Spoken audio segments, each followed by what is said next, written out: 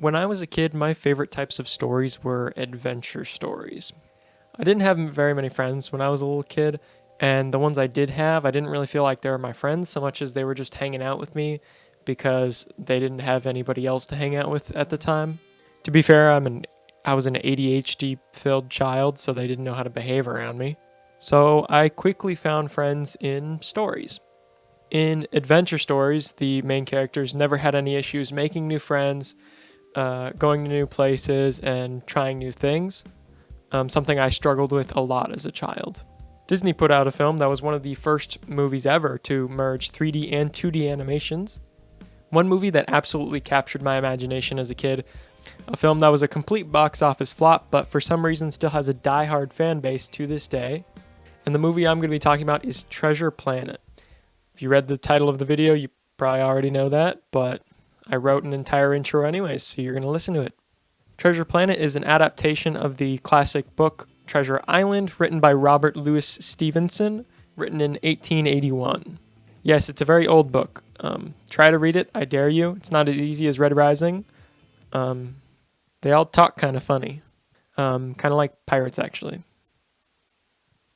Who would have guessed? So the story starts with Jim in his room reading a story about pirates. The story is about a pirate who has the greatest treasure of all time, and before he's about to die, he goes and hides it. He hides it on a place called Treasure Planet, where the entire planet just consists of treasure. Pretty epic. Now we do a time skip, and then Jim is now a angsty teenager. You can tell that by how he has a ponytail. Now that I think about that, that's probably the reason why I grew a ponytail when I was 16. Not a good decision. Don't grow a ponytail when you're 16 and you're a cis white male. Doesn't work.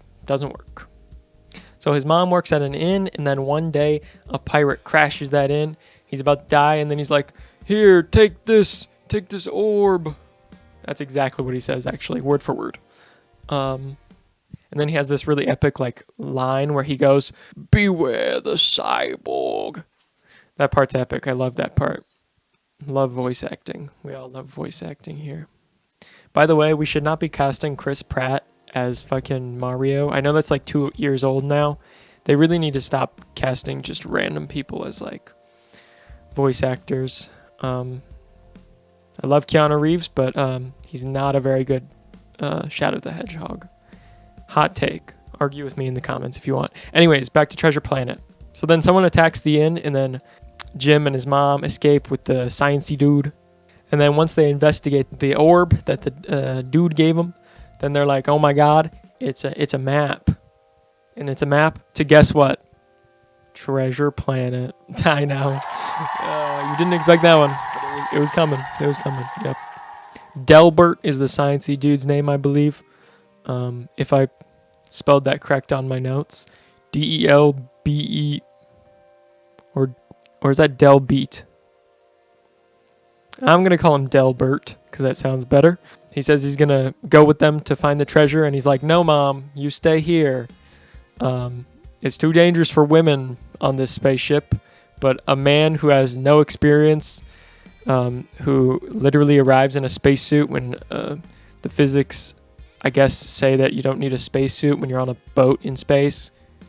It's a very cool aesthetic, but it makes zero sense. I haven't even mentioned the spaceport that's the moon. Fucking sick. That's so cool. Makes no sense, but it's cool. Also, the ship that they board, Delbert hires a crew to, help them find it. And then the ship they get on is called I wrote this down, the RLS Legacy. Crazy. Kind of like Robert Louis Stevenson Legacy, the guy that wrote Treasure Island. Didn't notice that until just now when I was writing this script. That's pretty epic. Also, there's a furry captain. This is probably the furry awakening of so many people. I remember she was the only one that I had with the McDonald's kids menu, the fucking little toys. I'll put a picture up right now. She was the only character that I actually had. I wanted Jim, obviously, because he's the main character. But I got her. Oh well. Her name's Captain Amelia. Like Amelia Earhart, I guess. I don't know. She doesn't trust their crew for some reason. Don't remember why. So then they introduce the cook, who, crazy enough, he's a cyborg. Ooh, scary. He's definitely not going to be a big character later in the plot. Mort, the morph, is introduced. I haven't... Okay, I'll be honest. I've read like 5 chapters, and I don't know if any of these characters are like actual characters. I think Mort is probably just like a Disney like add-in to be a little funny, you know? But that would be funny if he was an actual character that they're just like, you know what? Make him a ball of slime. Kids will love that shit. That would be really funny. Also, the scene where he's talking to the cook or the cyborg in the kitchen, I noticed there's some scenes where the cells are misaligned from the actual frame, and you can like, at the bottom of the screen, you can just see underneath the cells. It's so funny, but you would never get that with like modern like animation. Even if it's 2D animation, since it's all computer animated, you'd never get that misalignment, and I just love that it's in there. It reminds me of the boom shot in The Labyrinth. It's so old that like they couldn't do anything about it.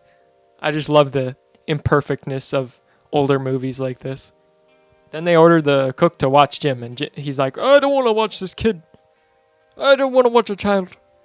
Fair enough. Who wants to watch like a 17-year-old boy? That sounds horrible. I wouldn't want to do that.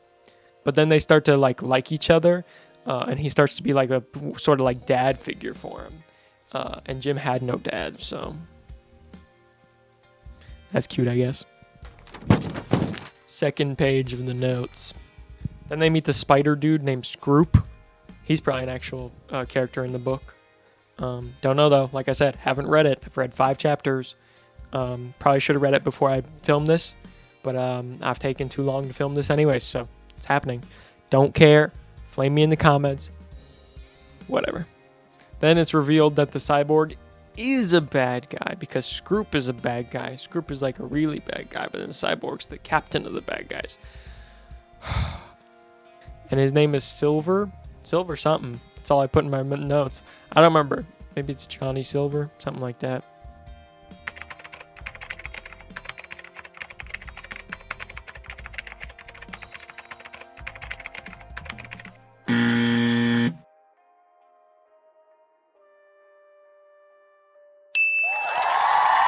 So then the ship is like hit by a star going supernova, which makes no sense like scientifically, but we've already thrown out science, so it's just fantasy at this point. But you know, I like it. There really is no other like story with this sort of aesthetic where it's like pirates in space, but not realistic science. It's like fantastical science in space. I think more things need to do that. Maybe I'll write a story at some point where it's like fantastical pirates in space. That'd be cool. I'll just steal the entire aesthetic. It's fine. Then the second-hand man falls off the ship by Scroop cutting his line. And then it's blamed on Jim, even though Jim's like, I checked all the ropes. He shouldn't have fallen. It's all my fault. Ah. But nobody really blames him that much. Like, he puts it on himself, and then everyone else is like, that sucks. Anyways, Scroop is like, bro, you're starting to like this kid. Why do you like him? And Silver's like, nah, I don't like this kid. I'm just using him. But then Silver finds out that Jim overheard. And then he's like, shit, well, we got to do something. So he's just like, fuck it, take over the ship. Should have done that earlier probably, but oh well. Oh yeah, also they find Treasure Planet. Kind of important. Then they go down on the planet and find Ben. I always thought he was played by Robin Williams, but he is not. He's played by someone else that I can't remember his name right now. I'm discovering new things right now. Who's Joseph Gordon-Levitt play? What? Oh my god. Bro, Joseph Gordon-Levitt plays Jim? I had no idea. That's crazy. Anyways, Martin Short plays Ben. I always thought he was Robin Williams, but he is not Robin Williams. Very different. He's good though. Love him. Great comedy actor. Anyways, back to the list. Alright, so basically they get in a whole shabacle where the map is not actually in Jim's hand. It's on the ship. Then he tries to go get the map, and then they're trying to like barter for it. Anyways, that shit doesn't matter. That's just filler for some reason. It's probably better in the book, but like I said, I haven't read a book yet. So, this entire time, Ben has been like, I miss my memory bank. Where's my memory bank? But that'll come up in just a second. Hold your horses, it'll come up.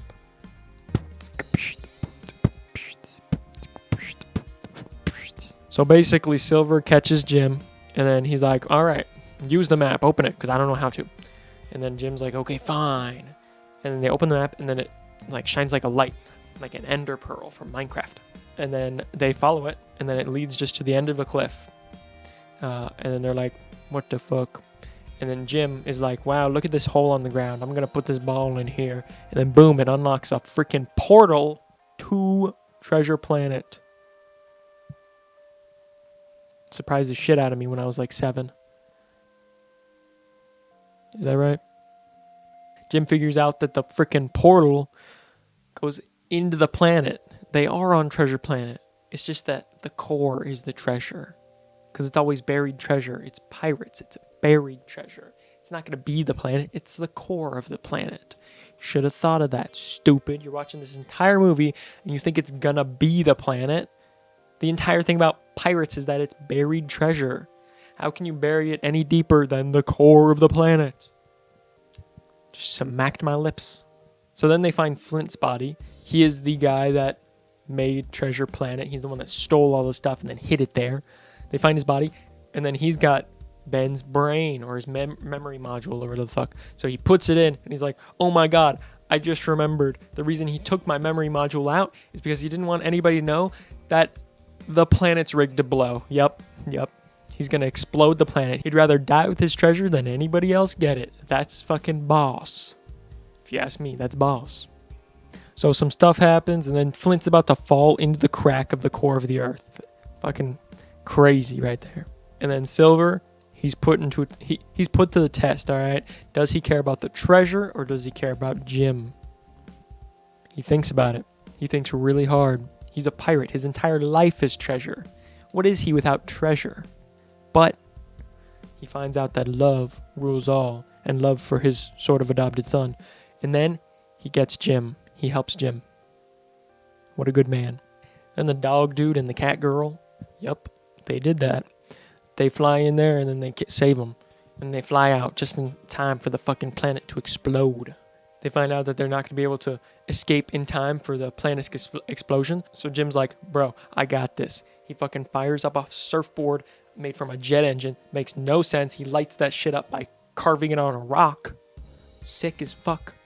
And then he jumps out in front of the ship. And he's like, all right, I'm going to open the portal. And then he opens it. Boom. Goes through. Just in time. Then Jim decides to let Silver go because he thinks he can change as a human being. Probably shouldn't have done that. He is a pirate and a murderer. Just because he did one good thing, he'll probably go back to being a pirate. I'm pretty sure he even admits it. Insert clip here if he does admit it. Then Silver's like, hey, I didn't actually come out empty-handed. Here's some coin, boy. Gives him some coin. And then Jim rebuilds his mom's inn that was destroyed at the beginning of the movie because he's a good son. And then at this point's the most pivotal. If you look carefully, he has the same haircut, but he doesn't have the ponytail. That's it. The ponytail's gone. Maturing is realizing you don't need that ponytail. Just cut it off. He's so much more mature at the end of the movie. He learned his lesson. No ponytails. That was his lesson. All right. That's the entirety of the movie. If you haven't seen it, it's a good watch. My nostalgia-filled brain loves it a lot more than when I watched it again. I watched it again and I was like, wow, this movie is just okay. It's not bad, but it was something that sparked my imagination as a kid, and it's probably one of the reasons why I love storytelling so much. So I do have that to thank for it. I was also obsessed with other adventure films, such as the Indiana Jones films, where he was just so cool. Gets all the women, gets all the friends, saves everyone at the end of the day. Literally the coolest motherfucker ever. Let me know if I should do an Indiana Jones video. That'd be epic. So thank you for watching this video. Sorry there was such a big break in between videos for me. I got sidetracked with other things, trying to write a second book right now. as well as filming YouTube videos, which is not a good idea. You should probably have one hobby at a time, but I will never learn that lesson. If you stuck to the end of this video, thank you for watching. I do appreciate it. Let me know what you thought of it in the comments below. Did you ever watch Treasure Planet? You should if you haven't. It's definitely worth a watch. I think for the creative world alone, it's pretty good. I don't know. This movie just meant a lot to me when I was a kid, and I wanted to talk about it a little bit. That's pretty much it. See you later. Bye.